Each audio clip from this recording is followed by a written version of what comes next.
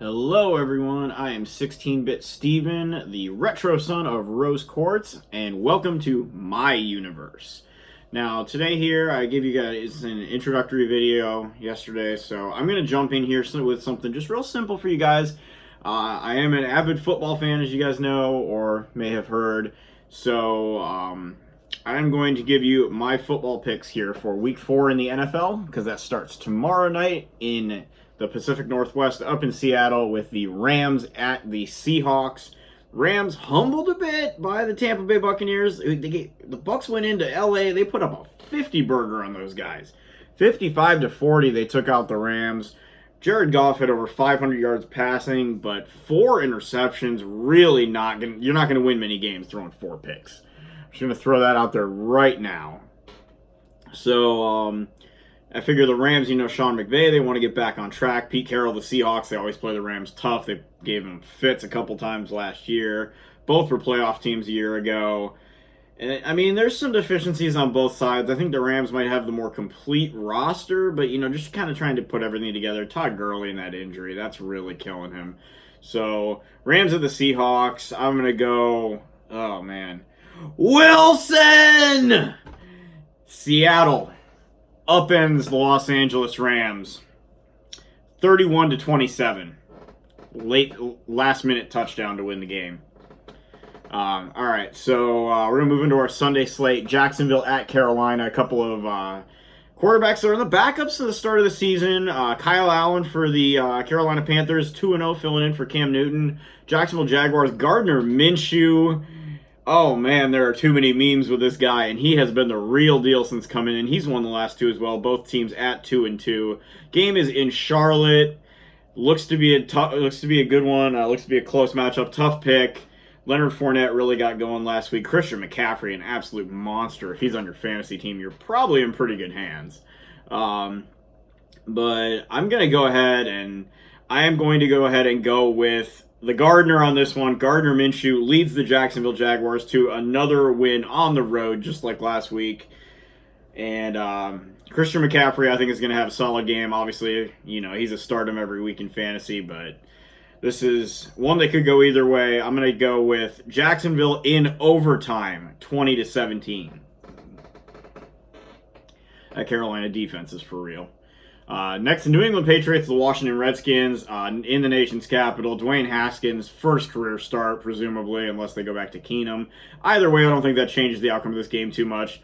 New England's going to be mad. Tom Brady just had a horrific performance up in Buffalo, where he completed only 18 out of 39 passes for a mere 150 yards, no touchdowns, and an interception. The defense saved the day. I think the New England defense is going to pitch a shutout once again to the Washington offense. So I'm going to go ahead. That's going to be one of my, not so bold predictions. New England pitches a shutout on the road in Washington, 30-0. The Patriots take care of business against the Washington Redskins. Bills at the Titans, sneaky good game of the week. Bills coming off their first loss of the season. We don't know what the status is entirely on Josh Allen. Marcus Mariota played lights out last week as the Titans went into Atlanta, took care of business against the Falcons.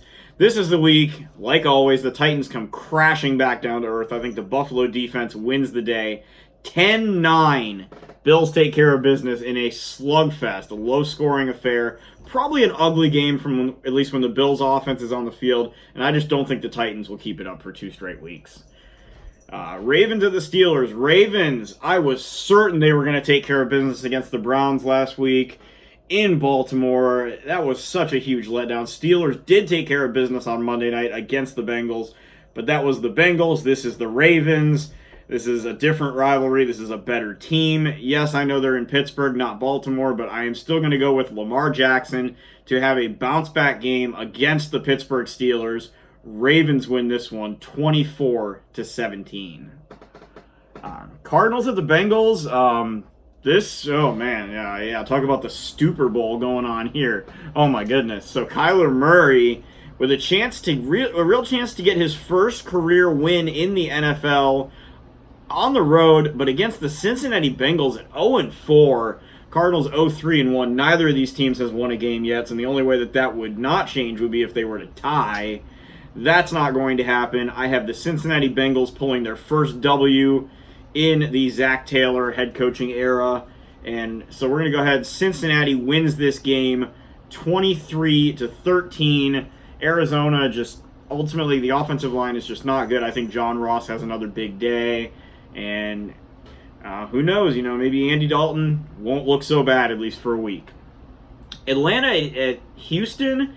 Man, Atlanta just... The Falcons are so tough to... They might be the toughest team in the league to figure out, save for maybe the Philadelphia Eagles. This is a team that has a ton of talent on their roster, and just for whatever reason, ever since that Super Bowl loss, you blow a 28-3 lead in the Super Bowl, and they have not been the same team since then. Of course, Tevin Coleman now being in San Francisco with former play caller Kyle Shanahan. I am just not too big of a fan of the way of the consistency or lack thereof with the Atlanta Falcons. So I'm going to go with Deshaun Watson and this Houston Texans team. I think it's going to be 21-13. I'm going to go with as a score. Coming up with these scores off the top of my head. But I think Houston pulls through, Whitney Merciless, J.J. Watt, try to get after Matt Ryan, do just enough to hang on and force a couple of field goals, whereas I think Houston will score touchdowns. So that's the difference there. 21-13, Texans over the Falcons. Tampa Bay Buccaneers, New Orleans Saints. Who would have thought this was actually going to be slated to be a competitive game? Drew Brees still on the sideline. Teddy Bridgewater filling in admirably. Tampa Bay coming off 2 consecutive outstanding efforts. One, of course, last week, the big 55-point bomb they laid on the Los Angeles Rams. The week before that, a missed field goal away from winning against the Giants. And, of course, they had the Thursday night upset of the Carolina Panthers in week 2. So 2-2 against the Saints, 3-1. I think the New Orleans defense is going to be the difference here. Tampa's defense is very, very good. I think they're going to hold Teddy Bridgewater and company to very limited amount of yardage and points. But I think in a defensive showdown, far different from what we saw Tampa Bay engage in with Los Angeles just this past Sunday. I think the Saints take this game 19-17. Last second field goal from Will Lutz for another late win, much like they had in week 1 against Houston, only a lower scoring game. Vikings at the Giants. Danny Dimes, can he get to 3-0 against this Minnesota team that just got humbled on the road in Chicago? Kirk Cousins, not the most inspiring quarterback play.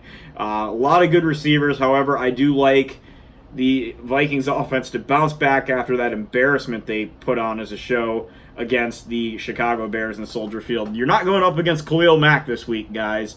Dalvin Cook will get back in business, and I expect the Vikings offense to click enough in the passing game to muster up a win against a rookie quarterback and a Giants team that is without star running back Saquon Barkley. Vikings win this one, and I am a pretty big Vikings cynic, but Vikings win this one 24-14 over the New York Giants. Bears at the Raiders. This has all the looks of a trap game. Chase Daniel in at quarterback more than likely for the Chicago Bears over in London. So no true home field going on here against these Oakland Raiders who just embarrassed my team, the Indianapolis Colts, on Sunday. That was not fun to acknowledge that happened. But can the Raiders make it 2-0? Do the Bears fall to the trap game? Backup quarterback in the game. I still think Khalil Mack is going to create a lot of problems for his former team. And I think Chicago is going to sneak out of this one with a 16-14 win. Another low score, a lot of low-scoring games this week. But we're going to get into one that maybe a team will start to put up some points. Jets at the Eagles. Jets, whether it is Sam Darnold or Luke Falk, I don't really think that's going to make too much of a difference. Maybe spot the Jets 7 points for Sam Darnold. But Philadelphia Eagles, I think Doug Peterson and this group, they really got back on track. Their receivers are starting to get a little more healthy. Alshon Jeffrey was back in the game at Lambeau last Thursday. They'll have had a 10-day break between their previous game at Lambeau last Thursday night and this Sunday's game against the Jets. Give me the Eagles all day on this one. 35-14 or 35-7 potentially in the event that Luke Falk is playing against. So let's put that 7-point difference there. So 35-14 if Darnold plays, 35-7 if he doesn't. Yeah, Philly all day. Denver at the Los Angeles Chargers. This is a game, not only did Denver beat the Chargers in Los Angeles last year at what was a pretty big upset, but this is the kind of game, Denver is a team, could very easily be 2-2 if it weren't for a couple of last-second kicks, maybe a little bit of questionable officiating in their game against the Bears, but Los Angeles, they got to catch a break here at some point. They won a game to get to 2-2. They had the loss at Detroit, then they had the loss at home against Houston. I just think Phillip Rivers is too good not to win this game. The Denver defense is not what it used to be, and Bradley Chubb being out for the season is definitely a huge deal. Los Angeles takes care of the Denver Broncos 27-14. Game of the day, Green Bay at Dallas. Michael Gallup potentially coming back into that Cowboys lineup. Tyron Smith is a huge loss for the Cowboys against this outstanding Packers defense. Now, blueprints were just made in this past week about how to beat both of these teams. The Eagles exposed this Green Bay defense on Thursday night at Lambeau Field in a 34-27 win over the Packers, while the Dallas Cowboys offense blueprint was given to stop Dak Prescott, Ezekiel Elliott, Amari Cooper by that vaunted New Orleans Saints front led by Cam Jordan and the guy they traded up for with Green Bay, whose name I can't remember now to save the life of me, Marcus Davenport. There we go. And so both of these teams just took losses that I did not expect them to take, which dropped them from the unbeaten ranks. Both of them obviously trying to avoid losing 2 games in a row. Green Bay has had Dallas's number, but Aaron Rodgers and Matt LaFleur, either they have just yet to gel, or maybe Aaron Rodgers is just beginning to decline. It kind of seems like he's been in a bit of decline ever since that injury he suffered a couple years ago at when he was hit by Anthony Barr up in Minnesota. So for that regard, I don't see these young triplets of the Dallas Cowboys, Dak, Zeke, and Amari Cooper, all being shut down. I think there's a chance that Michael Gallup, if he comes back into the lineup especially, will have a big day if Amari Cooper is shut down by Jair Alexander. Ezekiel Elliott, you got to be able to do something. I got to go with the home team here, but this is going to be a good one. This is going to be down to the wire. Two good quarterbacks, one all-world quarterback, just a little bit down the line, whereas Dak Prescott really, Jerry Jones, you got to pay this man because his price tag is going up every week. You just had a down game. Pay him now, or something, because Dallas is going to get back on track. They're going to win this game 24-21, and I'm going to say that this is not a late field goal. I'm going to say that the Packers get the ball last, and that Dallas defense stands up big. Leighton Vander Esch, Jalen Smith come up big in the final 2 minutes, and Aaron Rodgers doesn't do what we are all so used to seeing him do against the Cowboys, which is driving his team downfield and win the game in the waning seconds. Dallas wins 24-21. Sunday night game, my Indianapolis Colts against the Kansas City Chiefs at Arrowhead. My father-in-law is a big Chiefs fan. You guys might remember he did a video on here once before about how an engine operates years ago as Frank the mechanic. Frank, Dad, I'm going to congratulate you right now because as much as I believe that was just a stinker that we had against the Raiders, I do not believe the Colts can keep this interesting for 4 quarters in Arrowhead. We couldn't do it in the playoffs with Andrew Luck. Jacoby Brissett's playing pretty well. I expect him to put up a good stat line. I think there's going to be a lot of points in this game. But Kansas City, Patrick Mahomes, league MVP on pace for back-to-back. This guy is on pace to have an even better season than last year. It is absolutely unbelievable what he's doing. If there is a God, his name is Patrick Mahomes right now. And Mahomes and the Kansas City Chiefs, no Tyreek Hill, no problem. KC wins this game 45-31. High-scoring affair at Arrowhead under the bright lights of primetime Sunday Night Football. Monday night, the Cleveland Browns, Baker Mayfield, off-season hype darlings going across the country to San Francisco to take on the undefeated 3-0 49ers. We're in week 5 now we're heading into. They had the early bye week along with the New York Jets. The 49ers, undefeated, did everything they could to lose that game 2 weeks ago against the Steelers. And the Steelers just did not capitalize because bad teams apparently just don't do that, even when you have 5 turnovers on defense. So Mayfield caught fire last week, but I think this is Nick Chubb's game. to do, he's going to have to do what he did in Baltimore. I think this is going to be a bit of a grinder. Monday night, again, under the bright lights, very good game. Definitely worth tuning into. Might want to mute the commentary on that game because Booger McFarland is not someone I want to listen to commentate. Maybe a little better than Joe Buck, but still not someone I want to listen to. But in any case, I am going to go ahead and say the 49ers get to 4-0 behind Jimmy Garoppolo, Raheem Mostert, Matt Breida, this rushing attack, Kyle Shanahan, and then that dominant defensive line, Dee Ford, Nick Bosa, and DeForest Buckner.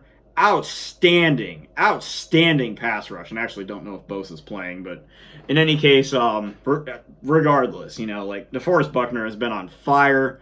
Dee Ford, all this defense, the offense, the running game, Kyle Shanahan's vision, and the 49ers will take care of the Cleveland Browns 27-23. And so there you have it. So my picks one more time as far as teams: Seahawks, Jaguars, Patriots, Bills, Ravens, Bengals, Texans, Saints, Vikings, Bears, Eagles, Chargers, Cowboys, Chiefs, and 49ers.